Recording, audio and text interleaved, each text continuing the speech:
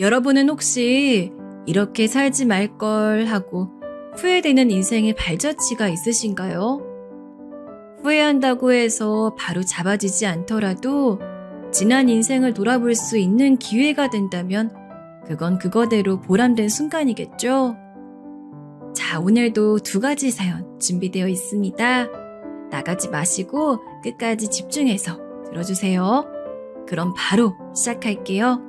전 톡톡 사연의 나미입니다.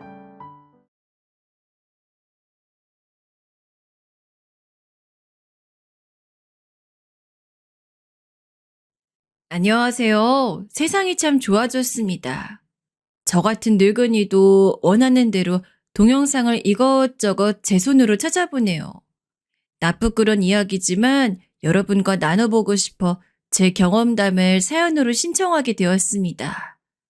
저는 가족들끼리 사이가 썩 좋지 못한 집에서 자라났어요.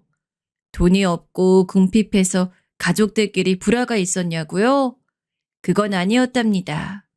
돈이 어설프게 있었던 것이 화근이었네요. 친정 아버지는 당신의 형제들과 언제나 나를 세우며 지내셨어요. 겉으론 안 그런 척 굴어도 친가의 사람들은 은근히 서로 경계하였고 미리 재산 싸움을 벌이느라 정신이 없었지요. 참고로 외가는 아주 유복한 정도까진 아니어도 어려움 없는 정도는 되는 집안이었습니다. 모두가 너나 할 거 없이 가난한 집이 많던 시절이었어요. 그러니 외갓집 정도면 그래도 남들보다 조금 더 잘 사는 수준이라고 말을 해도 됐던 것 같네요. 아무튼 차라리 그럴 만한 돈이 없었다면 모를까 어설프게 돈이 있었던 바람에 그걸로 인해 저희 친정 부모님은 크고 작은 싸움을 자주 벌이셨고 친가와 외가의 친척들 역시도 사정이 비슷하였습니다. 저는 그런 환경에서 자라서 그런가 결혼에 대한 기대나 환상이 없었어요. 재미없게 대충 선이나 봐서 결혼하는 것만 아니면 좋겠다고 나름 그런 소박한 바람을 품고 있던 게 전부였죠. 그래서 연애라던 남자에게 청혼을 받았을 때 단번에 그럴까 싶어졌습니다. 전 솔직히 열렬한 사랑의 감정까지는 가지고 있지 않았던 것 같아요. 이제 와서 솔직하게 그때 제 자신을 돌아보자면 정말로 그랬어요. 이 남자가 아니라면 죽을 것 같다든지 꼭 이 남자와 결혼하고 싶다든지 그런 마음이 든 적은 없었으니까요. 결혼하신 분들은 혹시 모두 결혼에 대한 확신을 가지고 하셨던 분들인가요? 저처럼 무책임말이 많지 무심하게 결혼까지 해버린 황당한 사람이 또 있는지 궁금해지네요. 하지만 황당하게도 그때 당시에 저는 결혼을 더 신중하게 재어봐야 한다는 생각조차 못했습니다. 그렇게 시작한 결혼 생활은 화목하지 못했던 것 같아요. 시댁도 어느 정도 사는 집안이었는데 가풍이 꽤 엄격했습니다. 집안엔 구두쇠들 투성이었고요. 돈 문제 때문에 이런저런 다툼이 일어나는 꼴은 살면서 이골이 날 정도로 봐왔던 저는 우습게도 시댁의 환경에 무척 빨리 적응하며 살긴 했네요.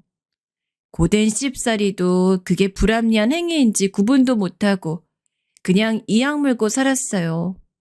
허리띠 졸라매면서 재산 불리는 것에 집중하는 재미라도 없었다면 전 남편하고 살다가 화병 나서 이미 세상에 없었을 겁니다. 자식은 셋을 봤네요. 딸, 아들, 그리고 딸 이렇게요. 큰딸은 공부를 외국에서 했고 결혼도 외국에서 했습니다. 1년에 10달을 외국에서 살았죠. 작은 딸은 저희 남편이 세상을 떠나기 전에 점찍 얻은 사위하고 연을 맺었습니다. 사위는 집안이 대대로 작게 공장을 운영해 왔는데 경제적으로 유복한 편이었어요. 그리고 아들은 적당히 좋은 대학 나와서 괜찮은 회사에 들어가면 지내다가 사귀던 여자하고 결혼했습니다. 이때 아직 남편이 살아있었는데 보잘것없는 집안의 여자하고 결혼하지 말라며 아들을 혼냈었어요. 하지만 결혼을 막지 못했죠. 왜냐하면 며느리가 임신 상태였으니까요. 아들과 며느리는 결혼했고 뒤이어 남편이 병으로 세상을 떠났고 저는 충청도 아랫자락의 고즈넉한 동네에서 조용히 지냈습니다. 참고로 저는 땅이며 집이며 다 제 것이었고요. 자식들 내외하고는 적당히 왕래하며 살았어요. 그렇게 생각했죠. 그런데 어느 날 며느리가 저에게 자기들 서울 집으로 놀러 오라고 먼저 말을 해온 거예요. 새침하다 못해서 가끔은 뻣뻣하게 느껴지는 사람이 바로 내 며느리인데? 어머니 대체 무슨 바람이 불어 이러지? 나를 초대한다고? 한 번도 없었던 일이었기에 의아했죠. 제가 미지근한 반응을 보이자 며느린 제 차 저에게 서울 집으로 와 며칠 지내라며 졸라댔습니다. 그래서 전 못 이긴 척 따라주기로 했죠. 그렇게 며칠 뒤 전 서울에 도착하였고 버스에서 내리자마자 며느리에게 전화를 걸었어요. 어머마, 나 이제 도착해 내렸다. 희한하게 도착 예정 시간보다 살짝 이르게 도착했구나. 원래 고속버스가 더 늦게 도착하는 것도 아니고 이르게 도착하기도 하고 이런 거니? 기차 안 타고 버스 타길 잘했네. 너는 어디에 있니? 혹시 아직 터미널에 안 도착한 건 아니겠지? 그럴 리가요. 저 일찍 도착해서 진작에 어머님 기다리고 있었어요. 벌써 한참 됐는걸요? 지금 계신 위치가 어떻게 되세요? 제가 그쪽으로 갈게요. 터미널에 사람이 너무 많아서 어머니 함부로 이동하시면 더 엇갈릴 것 같아요. 그래? 네가 웬일로 늦장도 안 부렸을 뿐더러 한참 전에 도착을 했다니? 뭔 바람이 불어 그런담? 내가 어디에 지금 서 있는지 모르겠고 옆에 있는 것들을 읊어줄 테니까 네가 알아서 올 수 있겠어? 저는 저와 가까이에 있는 것들을 알려주었고 잠시 후에 며느리는 제가 서 있는 지점으로 인파를 뚫고 다가왔습니다. 환하게 웃으면서 저를 맞아준 며느리는 제가 들고 온 짐가방부터 얼른 자기가 낚아채듯 가져가 대신 들더라고요. 저는 그게 별로 안 무거워서 직접 들어도 된다고 하였으나 며느리는 극구 사양하며 저를 이끌었습니다. 그날따라 그런 건지 터미널에 인파가 대단했어요. 제가 일찍 와서 보니까 단체 여행객들도 꽤 많은 것 같더라고요. 평일 이 시간대인데 터미널이 왜 이렇게 붐비나 싶더라니 그럴 만한 이유가 있었던 거죠. 어머님, 오시자마자 너무 정신 없으시죠? 얼른 저희 집으로 모실게요. 터미널이라서 앞에 택시 많으니까 하나 잡아 타면 돼요. 아이 그렇구나. 아이 근데 어머마, 너 혹시 살이 좀 내렸니? 어쩐지 볼두덩이가 이전에 봤을 때보다 작아진 것 같고 몸도 왠지 야위어 보이고 그간 어디 아프기라도 했어?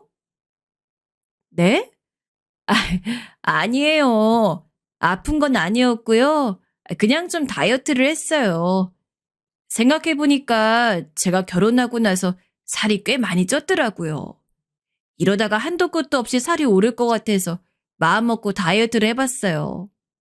그래서인지 저 지금 왠지 원피스도 몸에 잘 받는 것 같지 않아요? 원래는 딱 맞았던 옷인데 지금은 품이 넉넉해져서 입기도 편하네요. 그런 거였니? 난 네가 딱히 살쪘다 느낀 적이 없었는데. 원래는 날씬했고 지금은 말랐구나. 너무 그렇게 미용만 중요시하다간 건강 망칠라. 남편도 챙기고 자식도 챙기고 열심히 그러려면 네가 힘이 있어야지. 적당히 잘 챙겨 먹어. 소모가지가 뼈만 남아선 가방 들게 하는 게 내가 미안할 정도네. 제가 슬쩍 너스를 떨었는데 며느린 그저 해사하게 웃고 말더라고요. 택시 앞으로 가면서 저는 암만 해도 며느리가 제가 알던 모습과는 다르게 구는 것 같다고 생각을 했습니다. 왜냐하면 첫째로 며느린 튀게 옷을 입는 사람이 아니었어요. 그런데 터미널에 저를 마중 나오면서 흰색, 빨간색이 화려하게 섞인 원피스를 입고 왔단 말이죠. 둘째로 살이 쏙 빠진 것도 그렇지만 말을 수다스럽게 자꾸 하려고 드는 초조한 기색이 낯설었습니다. 마치 싹싹하게 굴고 싶어 작정하고 노력하는 모습 같았어요. 그리고 마지막으로 저를 향해서 전에 없이 살가운 미소를 보내고 있었는데 부드러운 인매와는 다르게 눈매가 굳어 있었어요. 시험을 앞두고 긴장한 사람 마냥 표정이 꼭 그랬습니다. 이런 며느리에게서 전 낯선 느낌을 받고 있었던 것이고요. 혹시 아들하고 둘이 무슨 일이 있던가 아니면 자식 교육에 부침을 겪고 있던가 둘 중 하나라고 생각했었네요. 어느 쪽이든 며느리가 그간 마음고생을 심하게 해온 것 같단 예감이 들었고 그래서 착잡한 한숨을 푹 내쉬며 택시에 올라탔습니다. 며느리가 뒷좌석 문을 열어주었고요. 그런데 조금 기묘한 분위기가 흘렀어요. 제가 택시 뒷좌석에 딱 앉자마자 제 쪽을 확인한 택시 기사님 표정이 삽시간에 굳어졌던 겁니다. 그러더니 이윽고 조수석에 제 며느리가 앉으니 택시 기사님의 표정이 더 딱딱하게 굳어버렸어요. 며느리는 앉자마자 안전벨트를 하느라 고개를 숙인 채로 목적지를 말했는데 그래서 택시기사님의 표정을 보지 못한 채였습니다. 택시기사님이 마른 기침을 한 번 하시더니 차를 출발했고 제 쪽을 아주 빠르고 간결하게 힐끗 쳐다보셨지요. 그러더니 며느리 쪽을 슬쩍 쳐다보시더군요. 그리고 나서는 상당히 복잡미묘한 얼굴빛으로 운전을 계속하셨어요. 서울에서는 원래 저렇게 택시기사가 승객들을 살피는 건가? 다 그렇진 않을 텐데 터미널에 오는 택시들이 특별한 건가? 아리송하네. 저 기사 양반께 혹시나 우리한테 무슨 할 말이라도 있는 거냐고 물어볼까? 우리가 택시비 없게 생겨서 자꾸 불안한 표정 지으시는 거냐 물어보면 가는 길이 무척 썰렁해지겠지? 에라이, 쓸데없는 생각하지 말고 그냥 가만히 앉아서 가자. 앞만 봐도 저와 며느리를 향해 무언가 하실 말씀이라도 있는 것처럼 미묘한 표정을 짓고 있었지만 저는 그냥 조용히 가는 편을 택했어요. 조수석의 며느리는 저에게 열심히 웃으며 제잘거렸던 모습은 금세 어디 가고 아무 소리도 안 내면서 가고 있었거든요. 잠시 후 택시기사님은 신호에 걸리자마자 다시 슬쩍 시선을 굴려 며느리 쪽을 쳐다보았습니다. 그런데 그 눈빛이라는 게 절대 호감이라든지 그런 수작이 섞여 있는 기색이 아니었어요. 텔레비전 드라마에서 보면 경찰이 용의자를 향해 이놈이 범인이 맞나 아닌가를 가늠하며 눈을 흘기는 연기들이 있던데 마치 그런 장면에서 본 듯했습니다. 며느리는 얼마나 사색에 빠져 있었으면 자기 옆에서 그런 시선을 슬쩍 보내는데도 아무 눈치도 못 채고 조수석 창밖이나 이따금씩 쳐다보더군요. 며느리 쪽을 살피던 저는 고개를 살짝 들어 저를 힐끗하시던 택시기사님의 눈초리를 읽었죠. 1초 남짓이었으나 저와 눈이 딱 마주쳤습니다. 그러자 약간 놀라시며 얼른 앞을 똑바로 보시더군요. 택시기사님은 겉으로 언뜻 보기에는 나이가 50대 초반이나 되었을까 싶은 남성분이셨습니다. 이런 양반이 대체 전화 며느리에게 무슨 볼일이 있으실까 싶어서 전 침묵을 깨버렸어요. 저기요, 기사님. 혹시 저희 얼굴에 뭐라도 묻었나요? 운전하시다가도 눈짓을 주시길래 전화 며느리가 발견하지 못한 얼굴에 뭐 묻은 거라도 있나 싶어서요. 예? 아닙니다. 아유, 제가 신경 쓰이게 해드렸네요. 별 의미 없이 시선을 이리저리 굴렸는데 제가 좀 산만했죠? 이거를 고쳐야 하는데요. 고민입니다. 아, 그러신 거였어요? 나는 또 혹시 우리 얼굴에 뭐라도 묻었나? 아니면 우리가 기사님 아는 사람하고 닮기라도 했나? 별별 생각이 순간 다 들었지 뭔가요. 별거 아니라니 그냥 싱겁게 웃고 넘길 일이었네요. 너그럽게 여겨주셔 감사합니다. 그런데 두 분은 그러면 시어머니와 며느리 관계 되시는 거네요? 네, 저는 지방 사는데 이번에 며느리가 저보고 꼭 좀 놀러 오라 그래서 오늘 이렇게 올라온 거예요. 시험이 귀찮아하지 않고 서울로 놀러 오려고 불러주니 나같이 며느리 복 크게 받은 사람도 별로 없을 겁니다. 기사님은 결혼해서 자식 보셨어요? 저는 부끄럽게도 장가를 늦게 든 바람에 아직 큰애가 중학교 다닙니다. 한창 사춘기 말썽 부릴 때라 교육시키기 이만저만 힘든 게 아니에요. 이래서 애 낳고 키울 생각 있으면 결혼을 일찍 하라고 하는 건가 봅니다. 자식들과 에너지가 안 맞아요. 체력이 부족한 게 스스로 느껴지더라고요. 제 부모님께선 결혼을 일찍 해서 저를 일찍 보셨는데 제가 그 점을 본받을 것을 요새 후회가 좀 듭니다. 알고 보니 아주 싱거운 이유로 택시기사님은 저와 며느리 힐끗하신 거였어요. 그리고 생각지 못하게 말주변이 좋으신 분이어서 전 어느새 이런저런 시답지 않은 대화를 그분과 주고받게 되었습니다. 그러는 동안 며느리는 아무런 말도 없이 소심에 잠긴 듯 고요히 창밖을 내다볼 뿐이었고요. 그러던 중에 제 휴대폰에서 벨소리가 울렸습니다. 확인해 봤더니 아들이었어요. 전 질체할 거 없이 전화를 받아봤죠. 그래 범근아. 네가 이 시간에 어쩔 일로 전화를 다 했니? 너 지금 회사에서 일하고 있는 중 아니야? 엄마, 서울 도착하셨죠? 제가 좀 아까 일하면서 문자 드렸는데 답장이 없으시길래 걱정해서 잠깐 전화하러 사무실 밖으로 나왔어요. 지금 혹시 어디세요? 문자를 했어? 나한테? 아이고, 내가 서울 도착 전부터 짐 안 잊어버리고 내린다는 목표에 너무 몰두하고 있었더니 휴대폰을 확인 못했구나. 그래도 도착하자마자 어머하고 바로 만나서 지금은 너네 집으로 가는 중이야. 지금 택시 아니다. 어머니 안 알려주든?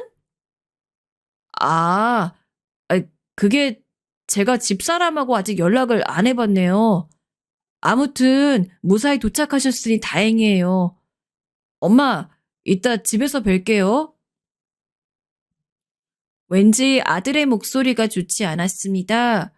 그게 느껴져서 전 얼핏 들었던 생각에 확신을 품었어요. 며느리하고 둘이서 왠지 싸웠던 게 분명했습니다. 그러니까 서로 의사소통도 안 된 게 아니겠어요? 제가 고개를 슬쩍 저으면서 휴대폰을 다시 품 안에 집어넣는데 며느리가 조심스레 물어왔습니다. 뭐라고 그러던가요? 어머님께 그이가 별소리 안 했죠? 지금 일하는 중이라고 하던가요? 그래, 일하다 전화했다고 하는데 얘 어머마, 너네 혹시 요새 부부싸움이라도 했니? 내가 딱 보니까 너는 살도 쏙 내려가 있지. 옷도 독특하게 입었지. 머마려운 강아지 마냥 표정도 안 좋지. 고민이 많은 눈치야. 아닌 척해도 내 눈엔 다 보여. 둘이 안 좋은 일이라도 있었던 거지? 내가 이런 때 혹시 괜히 올라온 게 아닌가 싶어지는구나. 아, 그런 거 아니에요. 조금 다투긴 했는데 가벼운 말다툼이라서 정말 별거 아니었어요. 제가 요새 환절기라 그런가 갑자기 밤에 잠이 잘 안 와서 그래서 안색이 별로인가 봐요. 그리고 터미널에서 혹시라도 어머님과 엇갈리면 안 되니까 제 인상착의가 금방 눈에 띌 수 있도록 일부러 색감이 쨍한 옷을 입고 나온 거예요. 괜히 어머님 염려시켜드린 것 같아서 너무 죄송하네요. 이번에 계시는 동안 정말 잘 지내실 수 있도록 제가 신경 많이 쓰겠어요. 너 신경 쓰이게 하려 온 거 아닌데 말이나마 고맙다. 내가 기분을 내줘야지. 이 천하의 구두쇠가 웬일로 지갑 좀 열어야겠구나. 내가 오늘 저녁이나 내일 저녁으로 크게 한턱 낼게. 식당 한번 좋은 곳으로 얼른 알아봐. 며느리가 황급히 이런저런 변명을 대는 게 왠지 안쓰러워서 제가 일부러 더 호탕하게 굴었습니다. 그러자 며느리는 기뻐하며 웃었는데 과연 인매뿐만 아니라 눈매도 함께 웃고 있을지 그건 모르겠더군요. 그런 와중에 택시기사님은 어딘가 표정이 경직된 채였어요. 그러더니 이렇게 말씀을 하시더라고요.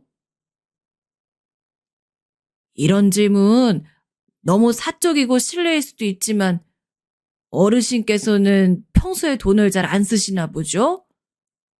구두쇠라고 칭하시길래요. 갑자기 좀 궁금해졌습니다. 내 딴엔 절약정신 좀 투철하게 발휘하고 산다고 여기는데 남들이 하도 나한테 구두쇠 양반이라고 부른 적이 많아서 그냥 나도 내가 구두쇠겠거니 하고 삽니다. 기사님도 혹시 구두쇠 소리 좀 들어보셨어요? 아이고, 그런 소리 듣거나 말거나 할 건덕질도 없죠. 먹고 살기 바쁜 인생이라서요. 택시기사님은 어색하게 웃으시더니 그 뒤로 입을 다무셨어요. 저는 그냥 그런 줄로 별 대수롭지 않게 생각하며 언제나 도착하려나 싶어 창밖을 멀뚱히 보기 시작했습니다. 그런데 한 1분이나 지났을까요? 창밖으로 경찰서가 지나갔고 바로 그 다음 신호에서 택시기사님께서 기행을 벌이셨어요. 갑자기 급하게 차선을 변경하시더니 3차선에서 1차선까지 옮겨갔습니다. 그러고는 그대로 유턴을 하시는 거예요. 며느리가 당황해서 창밖을 두리번거렸습니다. 어라? 기사님, 갑자기 왜 유턴을 하셨어요? 제가 말씀드린 목적지로 가려면 아까 거기서 그대로 직진 방향 아닌가요? 여기는 저희 집과 멀지 않은 동네라서 제가 지리를 알거든요. 유턴하시면 안 됐던 것 같은데. 그래요, 기사님. 난데없이 다른 차 앞으로 막 거칠게 끼어드시더니 유턴까지 하시고 뭔 이유가 있어 이러시는 거예요? 어머나, 여기서 지금 또 유턴을 하시네? 저도 며느리의 말을 받아 택시기사님께 질문을 드렸는데 대답 없이 운전만 하시더니 또 유턴을 하시는 거예요. 졸지에 왔던 길을 다시 가게 되었습니다. 아까는 그럼 실수로 유턴을 하셨던 건가? 그런데 왜 아무 말씀도 없으신가? 이런 궁금증으로 전 황당해하고 있었고 며느리는 어이가 없는지 헛웃음을 크게 짓고 있었습니다. 제가 익히하는 며느리의 모습이란 바로 그런 거였죠. 아무튼 전 다음 순간에 기절할 듯 놀라고 말았어요. 택시는 왔던 길을 그대로 답습하려던 게 아니었습니다. 유턴은 실수가 아니었어요. 유턴을 한 이유는 아까 지나쳤던 길에 진정한 목적지가 있었기 때문이었습니다. 택시가 재빠르게 경찰서 앞으로 진입을 하는 모습에 제 입이 떡 벌어졌습니다. 웬 경찰서란 말입니까? 저와 며느리의 질문에도 묵묵부답으로 운전해서 여기로 들어오신 택시기사님의 태도가 갑자기 무섭게 느껴졌어요. 경찰서에 자수하실 게 있어 이곳으로 택시를 몬 건가 싶었습니다. 제가 그런 추측을 하는 사이 며느린 따져 묻고 있었지요. 지금 이게 뭐 하시는 거예요? 가라는 곳은 안 가고 왜 엉뚱한 곳으로 오셨어요? 화장실이 급하셨던 것이라 해도 승객한테 양해도 안 구하고 이러시는 거 아니죠? 아, 짜증나. 뭐 이런 택시가 다 있어. 어머님, 저희 다른 거 타고 가요. 제가 이런 정신 나간 택시 말고 서비스 좋은 콜택시 따로 부를게요. 며느리가 확 짜증을 내며 소리를 질렀고 조수석에서 먼저 내렸습니다. 바로 저를 따라 내리게 하려는 건지 제가 앉은 뒷좌석 문으로 손을 뻗어왔고요. 그런데 달칵 소리만 손잡이에서 날 뿐 문이 열리진 않았습니다. 문이 열릴 것으로 기대하고 내릴 채비라던 제가 당황해서 반사적으로 택시 기사님 쪽을 쳐다봤죠. 택시 기사님이 안에서 잠근 거였어요. 며느리가 신경질적으로 창문에 대고 똑똑 두들기며 저보고 내리란 표시를 했던 바로 그때였습니다. 안 됩니다, 어르신. 잠깐만요. 그 문 열지 마세요. 네? 아니, 아까부터 당최 영문을 알 수가 없네요. 대체 왜 이러시는 거예요? 기사님, 혹시 점심이라도 잘못 드셨어요? 난 내려볼 테니까 아무튼 택시 이야기는 며느리하고 마치세요. 제가 저렇게 확딱지가 나서 과연 돈을 맞게 쳐줄진 모르겠지만요. 잠깐만, 제 얘기 듣고 내리세요. 어르신, 지금 며느리 따라가시면 안 돼요. 그대로 가셨다간 어르신 잘못되실 수 있단 말입니다. 제가 괜히 경찰서로 온 게 아니에요. 제가 뒷좌석의 잠금을 손으로 열려던 바로 그 찰나에 들려온 다급한 외침이었습니다. 그 순간 자동으로 온몸에 소름이 훅 끼치더군요. 제가 대체 뭘 들은 건가 싶었어요. 너무 놀라서 멍하게 택시기사님을 쳐다봤고 며느린 다시 조수석문을 열어보려다가 안에서 그새 잠겨있는 것을 확인하고 약이 올라 발에 동동 구르고 있었습니다. 저한테 빨리 내리라면서 며느리가 눈을 무섭게 부릅뜬 채로 창문을 손으로 두들겨댔어요. 터미널에서 저를 마중 나왔던 그 모습과는 판이하게 다르더군요. 전 얼른 기사님을 쳐다봤습니다. 빠른 설명을 요구하는 것이었는데요. 그러자 숨을 고르고 나신 택시기사님께서는 아주 놀라운 이야기를 저에게 해주셨어요. 터미널에 계셨던 건 목적지가 터미널이었던 승객을 태워오셨기 때문이라고 했어요. 그 여자 승객은 택시 트렁크에 자기 짐을 실어놓은 상태였고요. 터미널에 도착해서 택시기사님은 승객의 짐을 트렁크에서 꺼내기 위해 차에서 내리셨습니다. 그러자마자 웬 목소리가 귀를 잡아채더래요. 왜? 내가 못할 것 같아? 아니야. 난 한다면 하는 사람이야. 나도 참을 만큼 참았어. 이제 벼랑 끝에 몰렸고 내 손으로 결단 내릴 거야. 솔직히 어머님, 이만하면 사실 만큼 사신 거 아니야? 그런데 아직도 탐욕스럽게 재산 양손에 꽉 쥐고서 어느 한쪽 손에도 힘을 안 풀려고 하시는 거 더 이상 못 봐주겠어. 집으로 모시자마자 내가 알아서 할 테니까 당신은 가만히 있어. 내가 다 준비해 왔으니까 용기도 배짱도 아무것도 없는 당신은 여태까지 그랬던 것처럼 그냥 가만히 있으라고. 그게 당신이 가장 잘하는 거니까. 택시기사님이 희한하리만치 귀에 정확하게 꽂히는 그 음성을 찾아 고개를 두리번거렸는데 찾는 건 어렵지 않았다고 합니다. 왜냐하면 눈에 띄는 색의 옷을 입고 있었으니까요. 네, 누군가와 통화하며 신경질적으로 외쳤던 그 목소리의 주인공은 바로 제 며느리였던 겁니다. 택시기사님께선 아무래도 들려온 내용이 너무 심상치 않다고 생각을 하셔 계속 그쪽으로 귀를 열어두셨고 일부러 승객의 짐도 천천히 꺼내셨다고 해요. 며느린 통화를 끝내기 전 거듭 나 진짜 작정했다. 오늘이 날이다. 다 끝내고 싶다. 이런 말들을 힘주어서 뱉었다고 합니다. 그러더니 통화를 끝내자마자 짜증스런 비명을 지르면서 터미널 건물 안쪽으로 빠르게 가버렸던 거예요. 택시기사님께선 영 찜찜한 기분으로 택시에 올라타셨고 순서를 기다렸다가 드디어 승객을 받는 차례가 오셨을 때 놀랍게도 그 구상한 내용을 뱉었던 주인공인 제 며느리가 택시로 다가온 것을 보신 거예요. 택시기사님께선 당황하신 채로 아까 들으셨던 내용을 머릿속에서 얼른 곱씹으셨고 저와 며느리가 고부관계라는 것을 아신 뒤부터는 계속 불안해하시며 운전을 했던 겁니다. 이런 건 우연이 아니죠. 운명이라고 봐야 합니다, 어르신. 저희 부모님은 일찍 결혼을 하셔서 그런지 어르신 보고 있자니 고향에 계신 제 모친이 단번에 떠오르더라고요. 제 오해이고 기우라면 좋겠으나 만약에 정말 만에 하나 제가 진짜로 나쁜 일이 벌어지려는 걸 알아버린 거라면 그땐 어르신은 어쩝니까? 잘못되실 수도 있잖아요. 제 말을 꼭 믿어달라기보다는 믿져야 본전이라고 말씀드리는 거예요.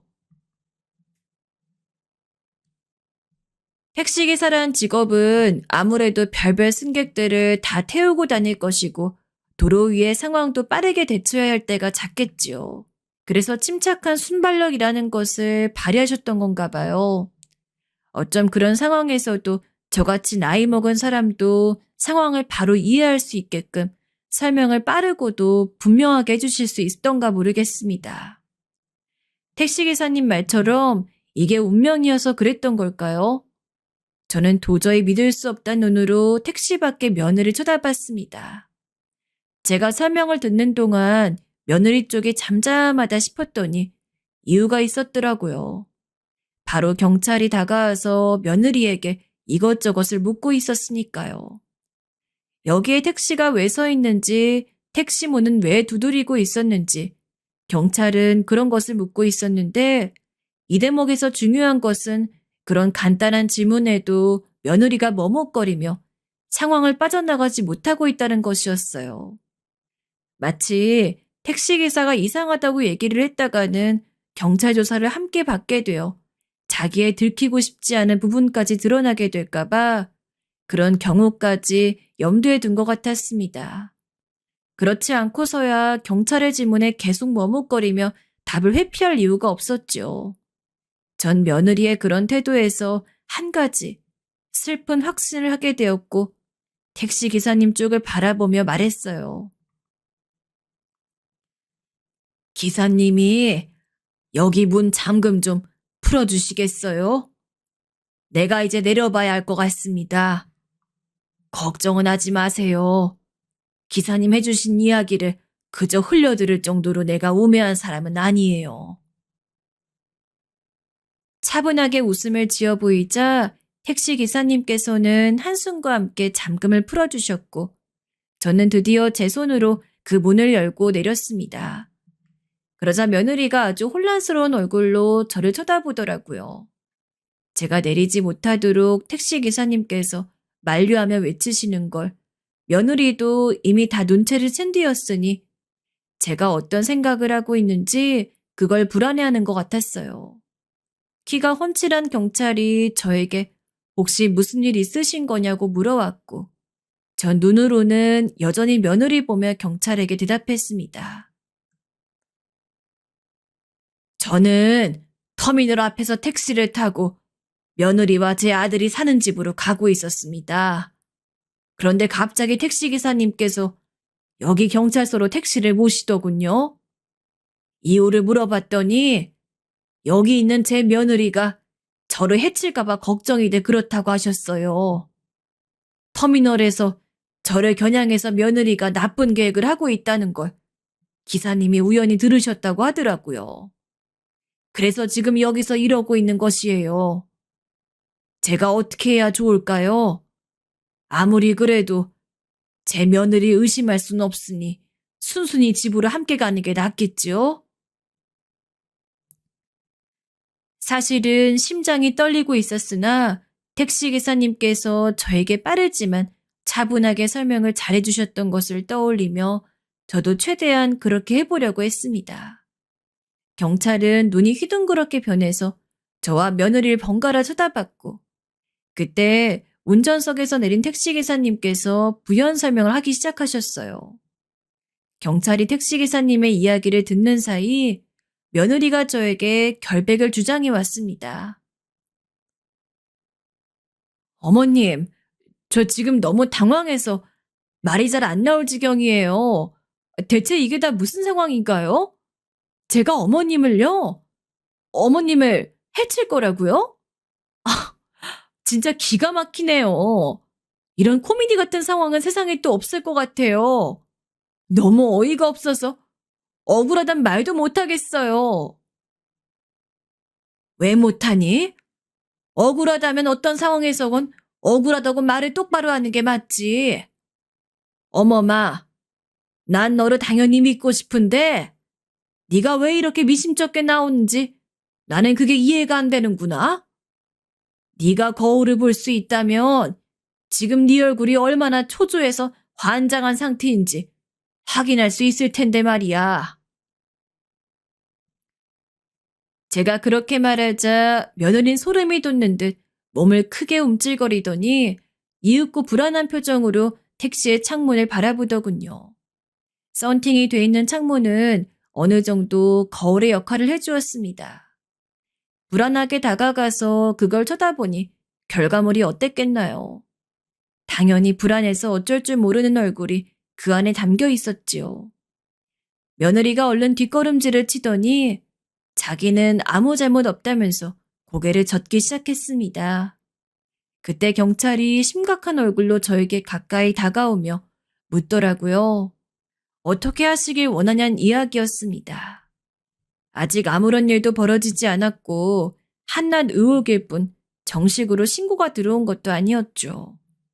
늙은 머리가 그 순간엔 참 빠르게 돌아가서 그런 계산이 되었다는 게 지금 생각해도 신기합니다. 전 경찰을 향해 며느리와 지금 함께 그 집으로 갈 작정이고 혹시라도 무슨 일이 있거든 즉각 신고하겠다고 했습니다. 만약에 정말로 며느리가 나쁜 작정을 했다고 하더라도 지금 이런 상황을 경찰서 앞에서 연출하였으니 단박에 용의자가 되고 싶은 게 아니라면 저를 어쩌지 못할 거라고 했지요. 공사 다 망한 경찰은 제가 그렇게까지 말하니 다시 업무를 보러 가버렸고요. 그때 며느리 쪽을 쳐다보니 자기 입술을 살짝 깨물고 있었어요. 뜻대로 안 돼서 분하다는 그런 눈치로 보였습니다. 그리고 저는 그 택시 뒷좌석에 다시 올라탔어요. 아직 못 도착한 목적지에 가야 했으니까요. 그러자 며느리가 난처해 하였습니다. 어머님, 불편하기 싫이 왜 다시 이걸 타세요? 다른 택시 잡으면 될 일인데요. 난 하나도 안 불편하다. 네가 그렇게나 불편하다면 너는 다른 택시 새로 잡아 타면 돼. 네? 그건 말도 안 되죠. 어떻게 제가 어머님하고 따로 택시를 타고 가요? 어차피 목적지는 하나라 같은데 안 될 일이 뭐가 있니? 넌 다른 거 타고 가라. 난 이거 타고 여기 기사님과 대화 좀 나누며 그렇게 갈 테니까. 아, 안 돼요. 그냥 저도 다시 이걸 타고 갈게요. 생각해보니까 새로 택시 잡는 건 너무 불필요한 일이었네요. 며느리가 사색이 돼서는 얼른 조수석에 올라탔습니다. 택시 기사님께선 진작에 운전석에서 안전벨트를 하신 뒤였고요. 며느리 쪽을 슬쩍 보시며 한숨을 크게 내신 택시 기사님께서 출발을 하셨고 택시에는 숨 막힐 정도의 적막감이 감돌았습니다. 아들네외 집까지는 거기서 정말 가깝더라고요. 체감상으론 5분 가까이밖에 안 흘렀던 것 같아요. 집 앞에 차가 멈춰서자마자 택시 기사님께서 저를 걱정스레 돌아보셨습니다. 어르신, 혹시 저 때문에 해코지를 당하게 되시는 거 아니겠죠? 뭐라고요? 웬 해코지요? 설마 제가 어머님을 해코지할까봐 지금 저를 염두에 두고 말씀하시는 거예요? 와, 진짜 무례하게 넘겨짚으시는 것도 정도가 있죠. 택시회사에 제가 반드시 신고 넣을 거예요. 택시 기사님의 말이 떨어지기가 무섭게 며느리가 난리를 쳤습니다. 음해당해서 기분이 나쁘다며 택시 기사님이 반드시 이 일로 불이익을 당할 수 있도록 모든 수단을 동원할 거라고 며느리가 이를 가며 말하더군요. 다시 생각한 바였으나 터미널에 저를 마중 나왔던 해사한 그 모습은 어디로 가고 성질 더럽게 고는 모습을 보이는 건지 괜스레 착잡했네요. 택시기사님께선 저에게 본인 명함을 건네주셨어요. 명함을 이런 식으로 써보는 건 처음이라고 하시며 도움이 필요하거든 언제든 연락달라고 해주셨어요. 저는 그날 택시에서 그 기사님을 본 게 처음이었죠. 제 인생에서 그분을 안 건 그 순간이 그저 유일했어요. 그럼에도 일면식 하나 없었던 저를 위해 이 정도까지 나서주신다는 것 자체가 감동이었습니다. 저는 알겠노라고 대답을 드린 뒤 며느리를 따라서 집으로 들어갔어요. 한순간에 남보다 멀게 느껴진 존재가 된 며느리를 따라 집 안으로 들어간 저는 깜짝 놀랄 수밖에 없었습니다. 왜냐하면 제 아들이 집에 있었기 때문이에요. 너, 범근아, 아직 퇴근까진 한참 남았을 텐데? 회사에 안 있고 왜 집에 있어? 아까 나하고 통화할 때까지만 해도 회사인 거 아니었니? 아, 아, 저 도착한 지 지금 10분도 안 됐어요. 아까 통화할 땐 분명 회사였는데요. 오늘 몸도 안 좋고 간만에 엄마 서울 올라오시는데 바로 못 뵙고 있는 게 너무 아쉽기도 해서 그냥 오늘은 남은 근무 내팽개치고 나와버렸어요. 이미 엄마가 집에 도착해 계실 거라고 생각해서. 미친 듯이 집으로 빨리 와봤는데 아직 안 계셔서 놀랐어요. 길가에 차가 많이 막혔나 보네요. 그래서 늦게 집에 도착한 거야, 여보? 저를 향해서 다급하게 변명을 내뱉듯 횡설수설하던 아들은 돌연 며느리를 향해 물음을 날렸습니다. 그런데 그 눈빛이 날카롭더라고요. 어쩌다 택시가 집에 늦게 도착한 것인지 며느리는 그 이유를 말하지 않고 입을 꾹 다물었습니다. 제가 그때 생각했죠. 택시기사님께서 들으셨던 제 며느리가 터미널 앞에서 격양된 채로 하고 있었던 통화는 아마도 정황상 제 아들과 하고 있었다는 게 분명하다고 말입니다. 갑작스러운 상황의 연속이었기 때문에 사실 전 속으로 많이 놀라 있었고 충격을 받은 상태였지만 애써 아무렇지 않은 척 저를 달래며 버티던 중이었어요. 그런데 아들은 딱 눈앞에서 보고 나니 가슴이 무너져 내리는 것 같았습니다. 눈빛으로 캐묻는 아들과 입을 꾹 다물고 눈에 힘을 주고서는 맞서는 며느리의 대처를 잠시 지켜보다 저는 안 되겠다 싶어졌습니다. 그래서 제 가슴이 시키는 대로 엄청난 행동을 해버렸어요. 전 며느리에게 다가가 그 뺨을 세게 때렸습니다. 그리고 나서는 곧장 뒤돌아서 아들의 뺨도 한 대 후려쳤습니다. 이제 더 이상 서로를 마주보고 있지 않는 두 사람이 맞은 뺨을 각자 부여잡은 채 고개를 떨구고 있었어요. 이게 다 무슨 일인지 설명이나 바로 해. 지금 이 상황에서 뭔가 있구나. 이걸 눈치채지 못할 정도로 너희들은 내가 바보 천치로 보이니? 그런 거야?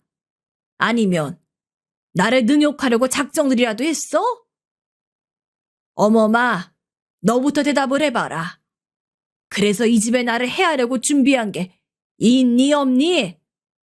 내 눈 보고 대답해봐. 엄마, 잠깐만요. 대체 엄마가 그 사실을 어떻게...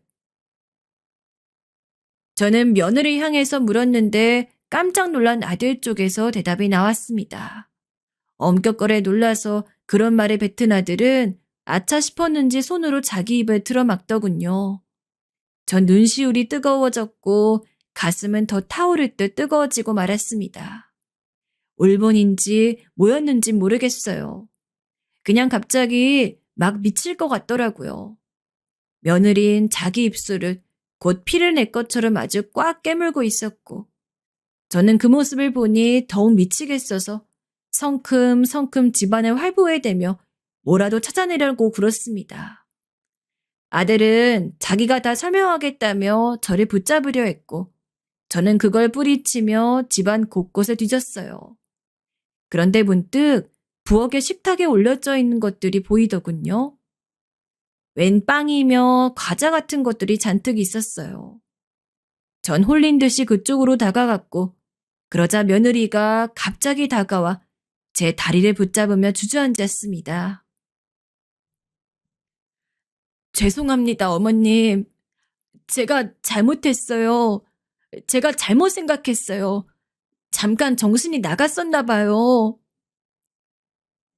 너 왜 나를 잡니? 눈물은 왜 쏘는 거야? 저기에 뭐라도 있어? 내가 그냥 혹시나 해서 묻는 건데. 어머마, 너 저기 음식들에 혹시 땅콩이라도 집어넣었니? 저의 직감이 그런 질문을 뱉게 만들었고 며느린 오열을 하기 시작했습니다. 아들은 이제 사색이 되어서 저를 향해 무릎을 꿇더군요. 직감으로 짚어본 것이었는데 그게 맞았단 사실에 저도 의미 모를 눈물이 흘러나왔습니다. 저는 땅콩을 못 먹습니다. 먹으면 온몸이 가렵기도 했고 심할 때면 목이 졸리는 느낌이 들면서 숨을 못 쉬었습니다. 젊었을 적부터 그랬는데 희한하게 나이가 들수록 증상이 강해졌어요. 나이를 먹는 만큼 몸이 허약해지니 그런 것일 수도 있고요. 제가 극심한 땅콩 알레르기가 있어 그걸 피하며 산다는 걸 며느린 당연히 알았습니다. 그럼에도 살펴보니 모든 빵 종류에 교묘하게 땅콩을 빻아서 가루를 낸 것들이 섞여 있었더라고요. 그런 짓을 했더라고요. 며느린 울면서 자기의 여죄를 고백했습니다. 그건 바로 수면제였어요. 자기가 잠이 안 와서 병원에서 처형받았던 수면제들을 조금씩 모아놨더라고요. 그걸로 저를 어쩔 계획이었냐고 물으니까 그것까진 계획이 없었다 그랬습니다. 구체적인 계획은 없고 그저 생각만 했다네요. 준비가 선행됐는데 어떻게 구체적이 아니라고 할 수 있겠나요? 머리가 어지러워 거실 소파로 나와 앉았고 아들과 며느리는 그 밑에서 나란히 무릎을 꿇은 채 고개를 떨구었습니다. 왜 그랬냐고, 어쩌다 그딴 생각을 다 하게 됐냐고 전 아픈 머리를 부여잡고 물었어요. 그랬다가 며느리의 대답을 듣고 제가 화들짝 놀랐습니다. 이 사람이 어머님 아들이 저에게 생활비를 한 푼도 안 주고 있어 그랬어요.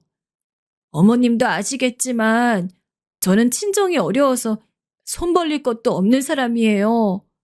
그런데 어머님 아들이 돈을 안 주잖아요. 어머님 손주, 저희 아이는 이제 6살이에요. 앞날이 9만리인데 벌써부터 생활비 한 푼 안 주는 이 작태를 도저히 용납할 수 없어서 제가 머리 꼭지가 잠시 돌아버린 것 같아요. 이게 대체 무슨 소리란 말인가요? 제 아들은 대기업은 아니더라도 제법 내로라 하는 회사에 재직 중이었습니다. 그런데 자기 처자식에게 생활비를 안 주다니. 며느린 사실 2년 전 둘째를 가졌었는데 유산을 겪었습니다. 첫째가 이제 어린이집에 씩씩하게 잘 가고 있었기에 둘째를 가진 상태에서도 며느린 일을 나갔다고 했었어요. 그랬다가 유산을 겪었고 그걸 안 저는 화를 냈었죠. 왜 쓸데없이 고집 피우면서 일단이다 사다를 내냐면 말입니다. 그런데 알고 보니 이미 그때부터 돈 문제가 있어 며느리가 어쩔 수 없이 불안감 때문에 일을 다녔다고 하더군요. 전 어안이 벙벙한 채로 아들을 보며 물었습니다. 이제 네가 한번 설명해 보라고 말입니다. 아들은 눈물을 흘리며 자기가 지인에게 뒤통수를 맞아 사기를 당했고 그래서 수중에 돈이 없단 얘기를 해왔어요. 처음 사기를 당한 뒤로 한 번 더 당했더라고요. 사기당한 걸 만회하기 위해 다른 곳에 다시 희망을 품었다. 또 사기를 당한 것이었습니다. 이것들이 정말 나한테 도와달라고 했어야지. 몇 번이고 말씀드렸어요. 돈 달라고 살기 어렵다고요. 그런데 한 번을 안 들어주셨잖아요. 원래 젊어서 고생하며 허리띠도 졸라봐야 한다. 이런 말씀만 하시면서 제 이야기 진지하게 들어주신 적도 없었잖아요. 며느리가 울면서 외쳤고 전 심장이 쿵 내려앉았습니다. 지난날 며느리가 저에게 도와달라는 신호를 보냈었다는 생각이 그제서야 어렴풋이 들더라고요. 며느리가 말하기를 제 아들은 저에게 손을 뻗어봤자 소용이 없을 것이니 쓸데없는 짓 하고 싶지 않다면서 그래서 제 아들은 저에게 도움을 요청하지 않았다고 해요. 도와달라고 해봤자 오히려 못난 자식이라고 찍혀서 나중에 받을 재산도 덜 받게 될까봐 아들은 그게 무섭다고 며느리에게 말을 했었다고 합니다. 유산을 겪으며 그때부터 정신적으로 지쳐 있었던 며느리는 홧김에 나쁜 짓까지 저지르려 했던 겁니다. 저를 끝장내겠다는 그런 작전까진 정말로 하지 않았고 제가 병원에 실려가서 한바탕 소란을 겪는다면 그걸 계기로 제가 언제 죽을지 모르니 재산 문제 미리 정해놓겠다라는 말이라도 해줄까 봐서 희망을 걸었다고 하더군요. 며느리의 변명인지 진심인지 그건 제가 알 길이 없었네요. 사람 속은 알 수 없는 거라고 전 이미 생각한 뒤였으니까요. 대화를 마친 뒤 저는 제 짐가방을 들고 그 집을 나섰습니다. 두 사람은 차마 저를 붙잡지 못하더군요. 아들과 며느리 둘 다 그 정도의 그릇이었던 거겠죠. 그러니까 못난 생각까지 했던 거겠죠. 전 일산에 사는 딸의 집에 가볼 생각이 들었어요. 거기까지 어떻게 가나 싶었는데 딸을 부르려다가 제가 받았던 명함이 생각이 나서 그 번호에 전화를 걸었습니다. 그리고 그 택시 기사님께서 와주셨어요. 저를 보시는 표정에 반가움이 묻어나더라고요. 딸의 집까지 그 택시를 타고 가는 길. 전 아들네외 집에서 알게 된 것들을 택시 기사님과 나누었습니다. 때로는 남에게 이런 이야기를 털어놓는 게 편하다는 걸 그때 처음 알았네요. 택시 기사님께서는 제 이야기를 가만히 들으시며 운전만 하시다가 택시가 딸의 집 동네로 들어섰을 때 조심스레 이런 말씀을 남기시더군요. 제가 태웠던 승객들 중 한 분이 어느 날 그러시더라고요. 본인을 포함해서 사형제가 노모를 안이 넘도록 돌아가며 열심히 모셨었다고요. 그런데 그 노모께서 돌아가시면서 그제서야 자식들에게 재산을 넘겨주었는데 자식들이 예상했던 금액은 20억 언저리였으나 밝혀진 재산은 무려 자그마치 60억이 넘었다고 합니다. 그런데 그게 10년도 더 된 이야기니 그 당시로는 가치가 더 컸겠죠. 그런 큰 돈이 생겨서 자식들이 기뻐했냐고요? 아니었다네요. 그렇게까지 돈을 많이 쥐고 계셨다는 걸 몰랐다는 거에 허탈해했고 돌아가시는 그날까지 재산에 꽉 쥐고 자식들마저 꽉 쥐고 사셨던 노모를 향해서 질린 마음이 들었다고 합니다. 택시 기사님께서는 목적지에 차를 세우시면서 덧붙이셨어요. 저를 힐난하고자 하는 것이 아니라 부모의 마음과 자식의 마음은 언제나 같을 순 없는 법이라는 것을 알려드리고 싶었다고 말입니다. 전 내리면서 짐가방에 들었던 봉투 하나를 건네드렸어요. 그건 서울 올라온답시고 제가 현금을 미리 인출해둔 것이었습니다. 50만 원이었죠. 그걸 받으시고 택시기사님께서 놀라시며 극구 사양하셨으나 전 단호하게 고개를 저었어요. 꼭 받아달라고 했죠. 예전에 저였으면 안 그랬을 텐데 그 봉투 안에서도 돈을 골라 성의 표시를 10만 원만 해드렸을 텐데 그런데 그 순간에는 그냥 다 드리고 싶더군요. 전 딸의 집에 도착해서 저를 보고 놀라는 딸에게 경위를 털어놓지 않았습니다.